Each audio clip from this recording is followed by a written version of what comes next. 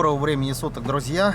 Сегодня у нас речь пойдет о рулевом карданчике, а именно, особенно это касается тех, кто недавно менял рулевую рейку, и либо сам менял, либо меняли на СТО где-то в очень хорошем сервисе.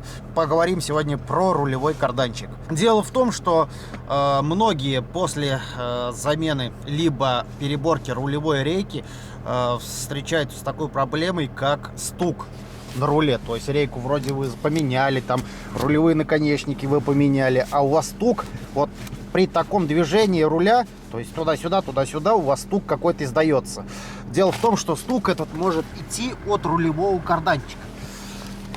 Почему от рулевого карданчика? Да дело в том, что либо у вас крестовинки на карданчике уже изношены, либо неправильная регулировка карданчика. Дело в том, что когда на СТО, либо вы сами ставите рейку, отворачиваете, половините карданчик, то есть вот здесь вот вы его половините, соответственно, либо вставляете, либо вытаскиваете шлицевую на карданчике, и потом после установки всего этого дела без отцентровки поставили, все затянули, и то есть отцентровку вы не сделали, и у вас появляется стук.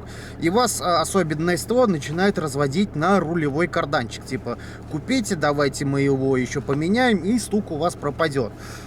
Дело в том, что, еще раз повторюсь, не на порядочных СТО, где просто тупо зарабатывают бабки, а не вникают в суть проблемы, вам сразу скажут, что надо менять карданчик, при этом не отрегулировав. Они вам покажут, что да, действительно, у вас вот здесь вот есть люфт, как вот у меня было в видео.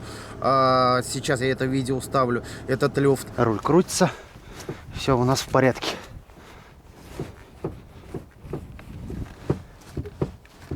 Это у нас где люфт такой?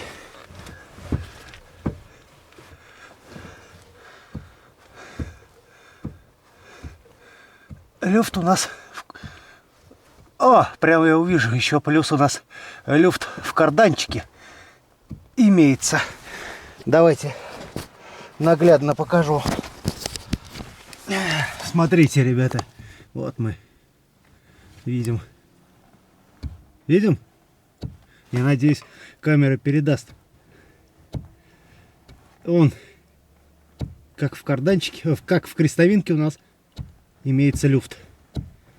Пожалуйста. Вот так вот, парни. Вот он стук, пожалуйста, на одном месте. Этот люфт появился после того, как установил я рейку, но после этого не отцентровав рулевой карданчик. Отцентровать его просто проще простого. То есть, еще раз повторюсь, для тех, кто не знает. Вот, ключом на 13 отворачиваем, ослабляем все это дело, чтобы у нас болт ходил свободно. И крутим рулем. Так вот крутим. Потом еще раз в другую сторону крутим. То есть, когда мы крутим рулем, у нас соединение, где половинка двух крестовин, соединение у нас центруется.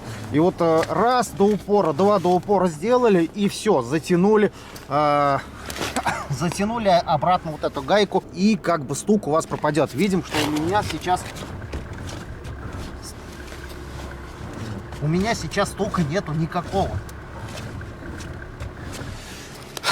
Поэтому имейте в виду, что вы можете столкнуться с такой ситуацией, если вы сами что-то немного не доглядели, когда меняли, либо вам поменяли на СТО, либо перебрали рулевую рейку, стук у вас такой вот появился, либо остался, либо появился. Поэтому имейте в виду, не всегда надо сразу бежать, покупать в магазин новый карданчик и его менять. Попробуйте его сначала отцентровать, и потом уже в свою очередь сделайте вывод, помогло это вам или нет. В принципе, вот такое вот на сегодня у нас короткое видео. Не забываем подписываться на нашу группу ВКонтакте Автотема Дорошенко, YouTube канал, Instagram канал и многое другое. Как всегда, все ссылки в описании. Заканчивается 2021 год. Поздравляю всех с наступающим Новым годом. На сегодня все. Всем пока. Счастливо.